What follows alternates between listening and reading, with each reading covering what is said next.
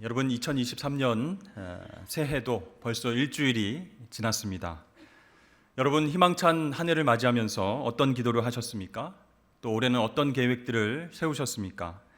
어떤 분은 다이어트에 대한 계획을, 또 어떤 분은 자기 개발에 대한 계획, 또 일찍 일어나는 것, 또 건강을 위한 운동 계획, 신앙 성장을 위해서 말씀 묵상과 기도 훈련을 받아야 되겠다. 여러 가지로 계획을 하셨을 것입니다. 근데 여러분 이런 말이 있습니다. 할 수 있는 일을 미루지 말고 할 수 없는 일에 욕심을 내지 말자. 들어보셨습니까? 우리는 보통 어떻게 할까요? 할 수 있는 일들은 미루고 할 수 없는 일들에 욕심을 내서 해보자, 할 수 있다, 파이팅! 이렇게 하다가 너무 힘들어서 야심차게 시작한 일들을 포기하는 경우도 생기게 됩니다. 그러니까 새해 계획에도 욕심이 너무 많이 들어가면 할 수 있는 일들도 놓쳐버릴 수 있다는 것이죠. 그러나 여러분 아직 포기하지 마십시오. 새로운 마음을 가지고 다시 새 출발하십시오. 그 출발점에 우리 주님께서 우리와 함께 하실 줄로 믿습니다. 오늘 본문은요, 세례 요한의 시대가 저물고 이제 예수님의 시대가 새롭게 찾아왔을 때 세례 요한의 제자들이 예수님께 이렇게 질문을 하면서 시작하고 있습니다. 우리와 바리새인들은 금식하는데 어찌하여 당신의 제자들은 금식하지 않습니까? 자, 예수님 찾아온 세례 요한 제자들은요, 예수님의 제자들이 금식하지 않는 이유에 대해서 너무나 궁금했습니다. 왜 저들은 금식하지 않을까? 그래서 질문을 한 것이죠. 당시 세례 요한은 옥에 갇힌 상태였습니다. 또 그의 제자 중에는 많은 사람들이 예수님을 따르고 있었습니다. 그러니까 스승인 세례 요한이 예수님을 메시아로 소개했기 때문에 세례 요한의 제자 중에서 많은 사람들이 예수님을 따르고 있었죠. 그러나 세례 요한을 끝까지 따르는 그의 제자들도 아직 많이 남았습니다. 그러니까 그들은요, 예수님과 그 제자들이 금식 기간인데도 자유롭게 먹고 마시는 것, 그것을 이해할 수 없었습니다. 당시에는요, 일주일에 2번씩 금식하는 것이 규례로 정해져 있었습니다. 그리고 이 금식 횟수가 그 사람의 경건의 수준과 척도로 인식되던 그런 때였습니다. 그러니까 이 금식은요, 경건한 신앙인이라면 누구나 마땅히 지켜야 할 규례다, 이렇게 생각했던 그들에게 이 질문은 굉장히 당연한 것이었죠. 또 자신들의 스승인 세례 요한은 어떻게 살았습니까? 석청과 메뚜기를 먹으면서 금욕적인 삶을 살아왔어요.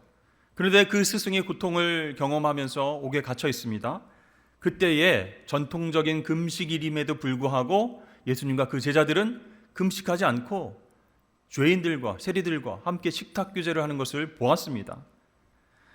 자, 그런 의도로 예수님께 질문을 했죠. 그때 예수님께서 비유를 통해서 말씀하십니다. 생배 조각을 낡은 옷에 붙이지 말아야 된다. 또 새 포도주는 새 부대에 담아야 한다. 이렇게 말씀하셨어요. 그 말씀 속에 어떤 의미가 담겨 있을까요? 여러분, 오늘 우리에게 주신 예수님의 말씀을 통해서 새해를 또 맞이하는 우리는 어떻게 새 출발을 해야 할지 함께 생각해 보도록 하겠습니다. 첫째로, 새 출발하기 위해서 우리는 형식에 갇힌 신앙을 버려야 한다라는 것입니다. 금식이라고 하는 것은 세례 요한의 제자들과 바리새인들이 종교적 의식으로 굉장히 중요하게 생각하고 행동했던 그런 규율이었습니다. 그들은 금식하지 않는 예수님의 제자들을 비판적 시각으로 바라보았고, 그런 제자들을 제대로 가르치지 않는 예수님께 경각심을 주고 싶었어요. 그런데 질문 받으신 예수님은요, 새 포도주는 새 부대에 넣어야 한다라고 말씀하셨어요. 이 말씀의 핵심이 무엇일까요? 그들이 지금 행하고 있는 금식을 비롯한 여러 가지 종교 행위야말로 낡은 부대다, 이렇게 지적을 하신 것입니다. 그 낡은 부대에 새로운 포도주인 예수님이 들어갈 수 없다. 그러면 그 부대도 버리게 된다. 이렇게 이야기하시는 것이죠. 사실 바리새인들과 세례 요한의 제자들은요, 율법적 형식주의에 매여서 누구보다 열심히 예식과 법을 지켜왔습니다. 그런데 점점 변질되게 되었죠. 금식의 경우도 마찬가지입니다. 육체의 욕망의 모든 것들을 해결하기 위한 금식, 또 사람들에게 자기 경건을 보이고 싶어하는 그런 의도에서 하는 금식, 또 인간의 욕구를 모두 악한 것으로 여기고 억누르려고 하는 금식, 이러한 금식은요 하나님의 뜻과 완전히 어긋나는 것이죠. 그래서 그들은 지금 오해하고 있었어요. 예수님께서 이 땅에 오심으로 인해서 종교적 예식과 형식이 더 이상 중요하지 않다라는 것을 깨닫지 못하고 있었다는 것입니다. 자, 예수님 먼저 생배 조각 얘기를 하셨죠. 생배 조각을 낡은 옷에 붙이면 어떻게 된다고요? 오히려 그 옷이 헤어지게 된다, 이런 말씀하셨어요. 자, 이스라엘 사람들은 보편적으로 입고 있는 옷들, 그 옷감이 바로 배였습니다. 그래서 가난한 사람들은요 얼기설기 짠 배옷을 입었고, 부자들은 아주 세밀하게 짠 세마포를 입었습니다. 근데 이 배옷의 단점은 무엇이냐면 잘 찢어진다는 거예요. 잘 헤어진다는 거예요. 금세 낡아버리고, 또 이것을 어떻게 꼬맬까 수선할까 해서 새로운 배옷을 딱 붙이면, 기울이면 그게 안 된다는 거예요. 왜냐하면 이 새 배옷감을 덧대어서 찢어진 낡은 옷을 기우면요 세탁할 때 문제가 생깁니다. 새 배옷감이 물 세탁 후에 줄어들어서 낡은 옷이 같이 찢어지게 된다는 것이죠. 자, 이런 이야기를 통해서 예수님께서 뭘 말씀하시고 싶어 하셨을까요? 마찬가지로 사람들이 정한 종교적 금욕 규례 같은 것들은 오히려 신앙을, 그 사람의 믿음을 못 쓰게 만드는 생배 조각과 같다라는 것이에요. 바울 사도는요 인간들이 만든 금욕주의를 따르는 사람들에게 이렇게 경고했습니다. 이 모든 것은 쓰는 대로 부패로 돌아가리라. 사랑하는 성도 여러분, 사람들이 만든 형식이 죄로부터 우리 인간을 구해낼 수 없습니다. 오히려 사단의 유혹, 이단의 행위 구원에 빠져서 자기 자신을 구원받은 경건한 사람으로 착각하게 만든다는 것이에요. 그렇기 때문에 그와 같은 형식적인 틀을 벗어 던지고 오직 예수 그리스도를 믿고 새롭게 거듭나야 우리는 구원의 삶을 영위하게 될 줄로 믿습니다. 예수님께서 주시는 의의 새 옷으로 갈아입어야 진정한 구원의 삶, 그것을 누리면서 살 수 있다라는 것이죠. 로마서 13장 14절 말씀에 오직 주 예수 그리스도로 옷 입고 정욕을 위하여 육신의 일을 도모하지 말라, 이렇게 말씀하셨죠. 우리는 죄로 인해서 더럽혀진 옷을 입고 있었습니다. 그런데 그것을 수선한다고, 꿰맨다고 그 옷이 깨끗해지는 것이 아니라는 거예요. 아무리 율법을 지키고 규례와 의식을 철저히 따른다고 해도, 생배 조각을 더덕더덕 붙인다고 해도 인간의 노력으로는 죄의 문제가 해결될 수 없습니다. 그 옷을 벗고 새로운 옷으로 갈아입어야 하는데, 예수님은요 우리에게 새로운 의의 옷을 입혀주신 줄로 믿습니다. 그러니까 여러분, 예수님은요 인간의 영적인 옷을 꿰매 주시려고, 수선해 주시려고 오신 분이 아니라 아예 그 옷을 벗겨버리고 새로운 의의 옷을 입혀주시려고 이 땅에 오셨다는 것이죠. 또 예수님께서는 그들의 질문에 새 포도주를 낡은 가죽 부대에 넣지 않는 것이 상식이다, 그렇게 하면 낡은 부대가 터져서 포도주와 이 부대도 다 같이 버리게 때문이다, 새 포도주는 새 부대에 담아야 된다라고 말씀하셨습니다. 그러니까 이 비유의 말씀을 생각해 보면 낡은 포도주, 새 포도주, 그리고 헌 부대, 새 부대, 이렇게 우리가 생각할 수 있겠죠. 여러분, 성경은요 묵은 포도주, 오래된 포도주를 죄의 상징으로 표현하고 있습니다. 호세아 말씀을 보니까 음행과 묵은 포도주, 그런 표현을 쓰고 있어요. 그런데 사실 여러분, 고대 사회에서 포도주는 매우 유익하고 좋은 것으로 취급되었죠. 성경을 봐도 하나님께 바치는 마지막 제물, 전제로 부어드리는 것이 바로 포도주입니다. 뿐만 아니라 이 포도주는 약품으로도 쓰였습니다. 바울이 젊은 목회자 디모데에게 너 건강을 위해서 물만 마시지 말고 포도주를 약으로 좀 먹어라, 이렇게 권유를 하는 장면이 나옵니다. 그러나 여러분, 그 당시에 너무 오래된 포도주, 묵은 포도주는요, 그 맛도 떨어지고 또 효능도 떨어지게 됩니다. 잔물이 섞이게 되고요, 향도 날아가고요, 포도주의 성분도 없어지게 되는 것이에요. 왜 그럴까요? 요즘 우리가 포도주는 정말 오래된 것일수록 좋다, 이렇게 생각하면서 또 비싸게 포도주를 사고 있지 않습니까? 근데 여러분, 그 당시에는요, 잘 보관할 수 있는 병이 없었던 거예요. 주로 포도주를 가죽 부대에 담아서 보관을 했기 때문에 묵은 포도주일수록 냄새도 떨어지고요, 향도 없어지고, 그리고 포도주의 성분도 날아가 버리게 되는 것이죠. 그래서 그 당시에 예수님께서 이런 비유의 말씀을 하신 것은요, 묵은 포도주가 아니라 새 포도주가 좋은 포도주이기 때문에 그렇게 말씀을 하신 것이죠. 하나님께서도 그 해의 첫 소산물로 만든 새 포도주를 11조로 받기를 원하셨어요. 그러니까 이 새 포도주는요, 그 맛이 또 효능이 살아있다라고 보시면 되겠습니다. 그렇습니다. 예수님은요, 율법을 완성하기 위해서 이 땅에 오신 새 포도주인 줄로 믿습니다. 율법을 폐하러 오신 게 아니고요, 예수님은 율법을 성취하러 오셨기 때문에 율법과 전통의 낡은 틀, 그 낡은 가죽 부대에 예수님이 갇히지 않으셨다라는 거예요. 누구도 이루지 못한 율법을 완전히 성취하심으로 말미암아 백성을 죄에서 구원하시고 새 시대를 활짝 열어 놓으셨습니다. 그 예수님을 맞이할 때 어떻게 해야 되겠습니까? 새로운 포도주인 예수님이 우리에게 오실 때 우리는 새 부대로 준비하고 맞아들일 수 있어야 된다라는 것이에요. 그분을 맞아들일 때 우리 안에 기쁨이 생깁니다. 우리 안에 감사가 넘치게 되는 것이죠. 우리의 영이 살아나고 회복되는 역사가 일어날 줄로 믿습니다. 여러분, 새해 새 출발을 원하십니까? 그렇다면 낡은 죄의 옷을 벗어버리고 형식적인 법과 규례의 틀을 벗어버리고 예수님께서 주신 새로운 옷, 의의 옷을 입으시길 바랍니다. 그것이 여러분 새로운 부대를 준비하는 것이에요. 그리고 그 새 부대에 무엇을 채워야 돼요?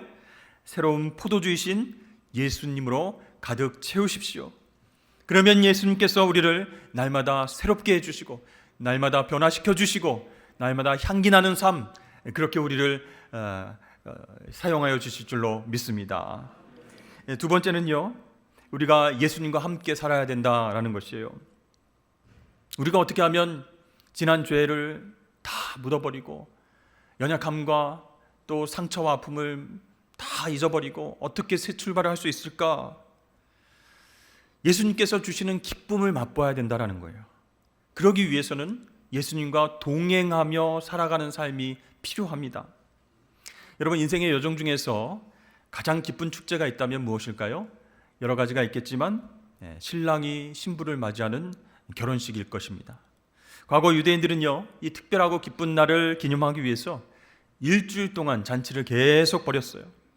그래서 초대받은 많은 사람들이 신랑 신부의 기쁨에 동참하면서 누구든지 풍성한 음식을 먹고 교제하면서 서로를 축복하는 그런 시간을 가졌습니다.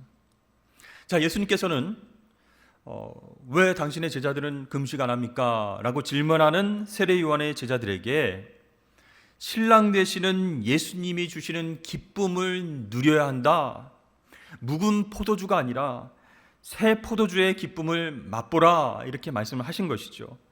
우리 15절 말씀을 다 같이 한번 읽어보겠습니다. 시작. 예수께서 그들에게 이르시되 혼인집 손님들이 신랑과 함께 있을 동안에 슬퍼할 수 있느냐? 그러나 신랑을 빼앗길 날이 이르니니 그때에는 금식할 것이니라. 여기서 혼인집은 신랑이신 예수님의 오심으로 말미암아 도래한 하나님의 나라를 상징합니다. 그러면 혼인집 손님들은 누구를 뜻할까요? 하나님 나라 백성들이죠. 그 하나님 나라 백성들이 그렇게 고대하는 메시아 예수님께서 이 땅에 신랑으로 오셨어요.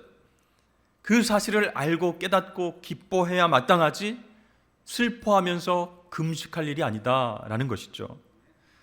그런데요, 한글 성경에 혼인집 손님들 이렇게 나와 있는데요, 헬라어 원어를 찾아보니까 신부 방의 아들들 이렇게 되어 있어요.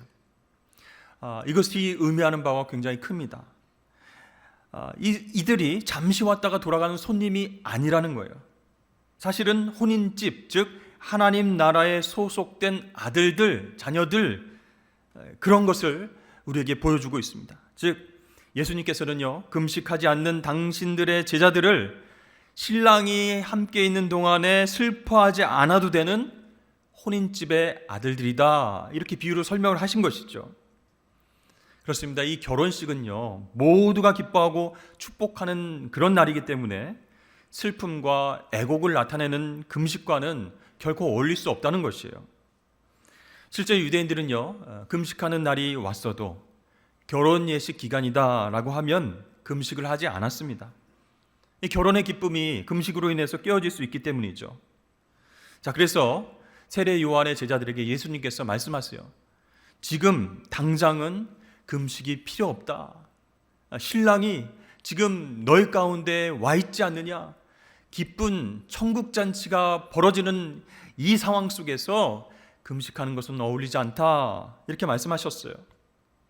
물론 이해는 갑니다. 세례 요한의 제자들이 스승을 생각하면서 우리 선생님 지금 헤롯에 의해서 감옥에 지금 갇혀 있는데 우리가 선생님을 위해서 슬픔으로 금식하고 기도합시다, 이런 것은 이해합니다. 그러나 예수님께서는 훗날에 신랑을 빼앗기는 날이 올 것이다. 그날이 어떤 날이에요? 예수님께서 십자가에 달리시는 그날이에요. 그날에 금식하고 슬퍼하는 것이 마땅하고 지금은 신랑인 나로 인해서 기뻐해야 할 때다, 이렇게 말씀하시는 거예요. 세례 요한의 시대는 가고 새로운 시대, 예수님의 시대가 열렸기 때문에 너는 신랑과 함께 기뻐해야 함이 마땅하다, 이렇게 말씀하셨습니다. 사실 우리들도 인간적인 생각을 통해서 보면 세례 요한의 제자들을 이해할 수 있습니다. 그러나 그들은 세례 요한에게 집착했어요. 그리고 슬퍼하고 금식했어요. 예수님을 바라보니까 메시아가 아닌 것 같고, 세례 요한이 메시아인 것 같고, 다시 감옥에서 자유롭게 풀려서 정말 이 땅을 구원해 주실 그런 메시아로서 활동해 주기를 그들은 바라고 있었던 것입니다. 그러니까 이 세례 요한의 제자들은요, 그들의 진정한 스승이자 메시아이신 예수님을 못 알아본 거예요.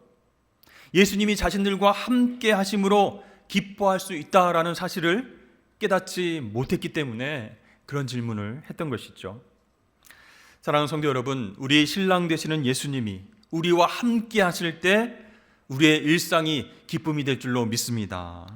작은 일에도 감사하게 되고요, 작은 일에도 기뻐하는 천국이 우리 삶 가운데 이루어질 줄로 믿습니다. 그래서 여러분, 예수님과 함께 가는 삶, 예수님과 동행하는 삶, 이것이 너무나 중요합니다. 언제든지 기쁨으로 새로운 출발을 할 수 있기 때문이죠. 세 번째로, 우리는 오직 믿음으로 출발해야 된다라는 것입니다. 새해 우리는 세상을 믿음의 눈으로 바라봄으로써, 또 하나님을 믿음의 눈으로 바라보면서 새롭게 출발해야 할 것입니다. 만약 우리가 믿음 없는 눈으로 세상을 바라보고 믿음 없는 눈으로 하나님 바라보면요, 계속 실망하고 낙심하고 걱정, 근심이 우리를 지배하게 되는 거예요. 하나님이 의로운 분이시면 왜 나라와 나라 간의 전쟁이 끊임없이 계속됩니까?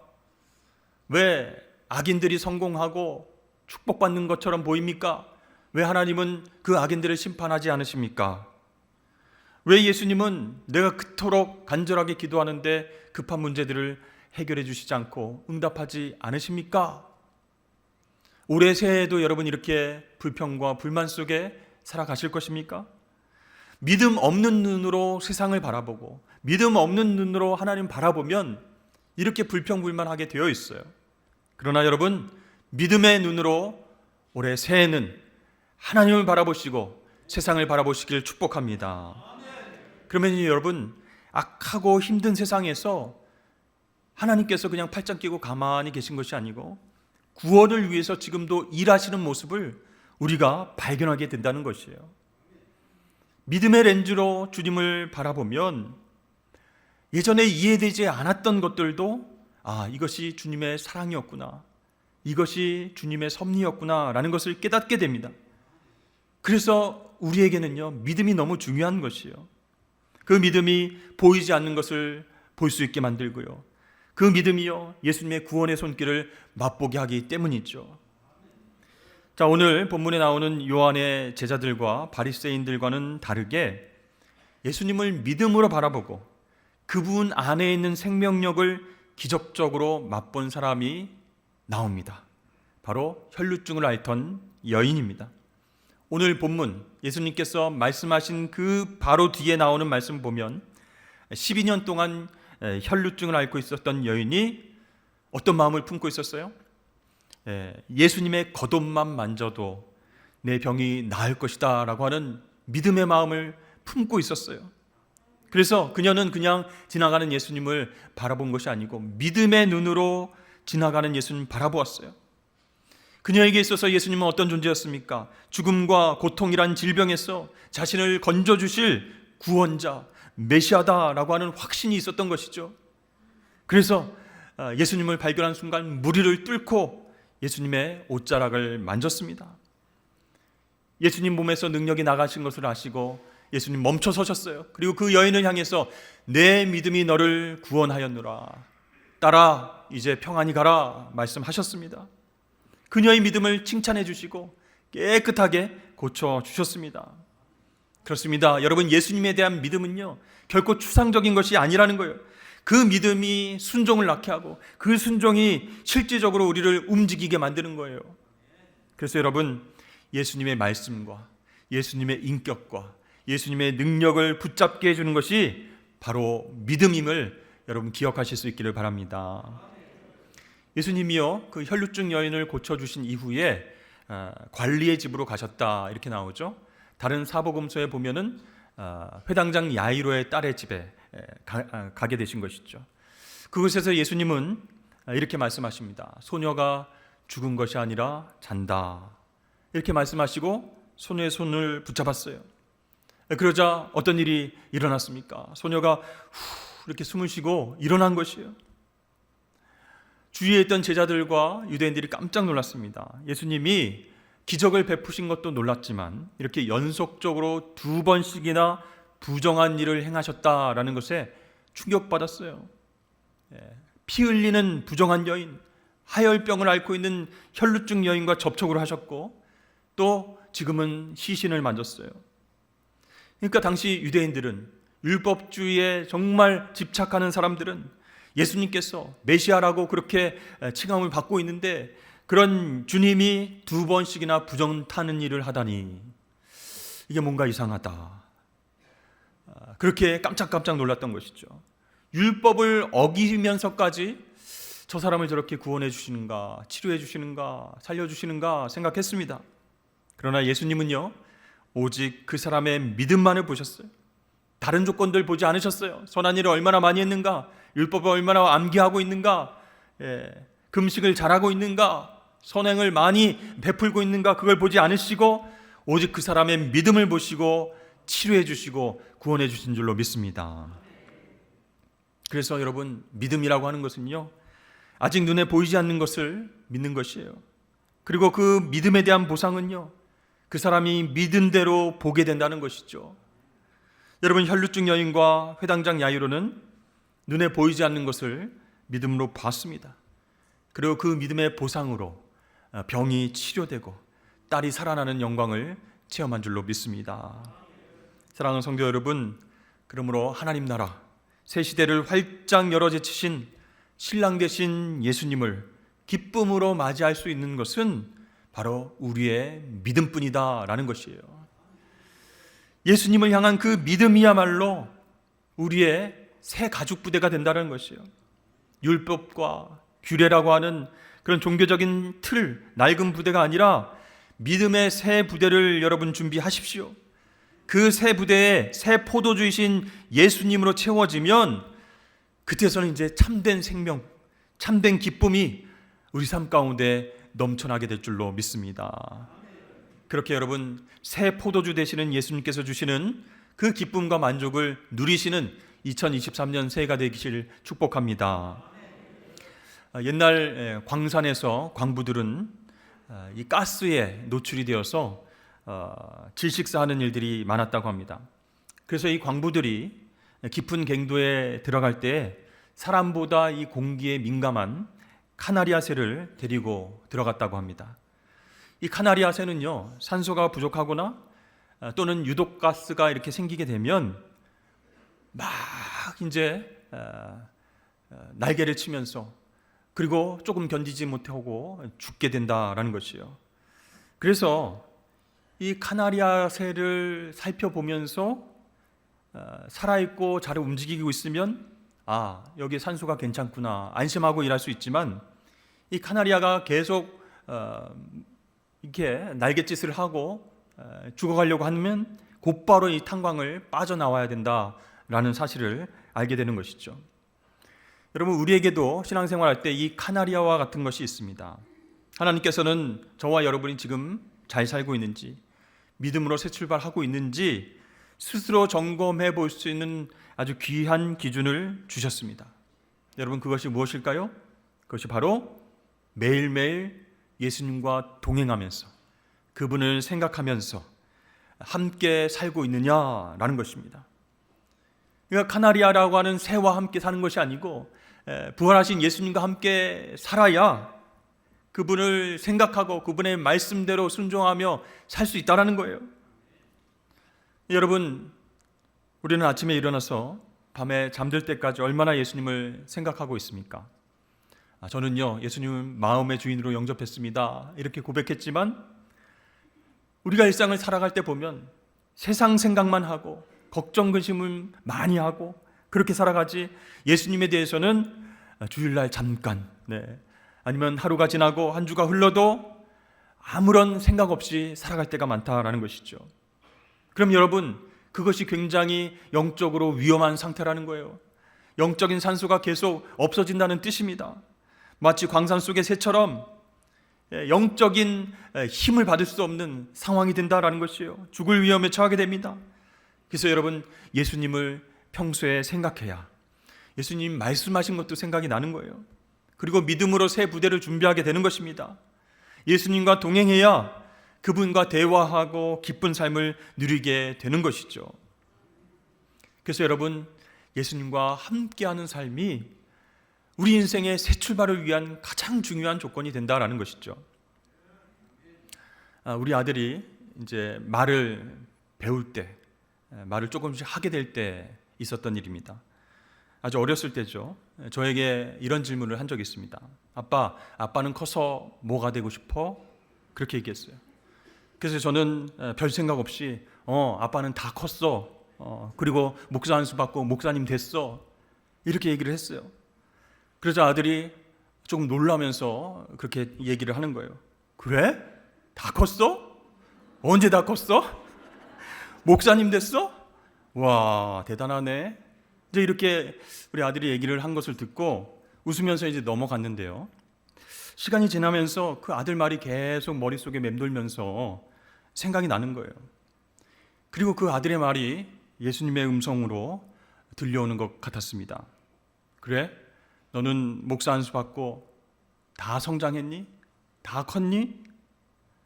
목사가 되었음에도 불구하고 주님과 동행하지 못하고 내 앞길은 어떻게 될 것인가 걱정하고 근심하고 두려워했던 저의 모습을 아들을 통해서 하나님께서 깨우쳐 주셨습니다. 여러분, 우리가 예수님에 대해서 아무 생각 없이 살면 우리 마음이 굳어지게 돼 있어요. 그리고 걱정과 근심과 두려움이 우리를 지배하게 됩니다. 죄의 종노릇하게 되는 거예요. 부활하신 예수님이 내 옆에 계셔야 영적인 산소가 지금 나에게 공급돼야 되는구나, 주님이 함께 계시고 주님 말씀해 주셔야 내가 살 수 있구나, 그것을 깨닫게 될 줄로 믿습니다.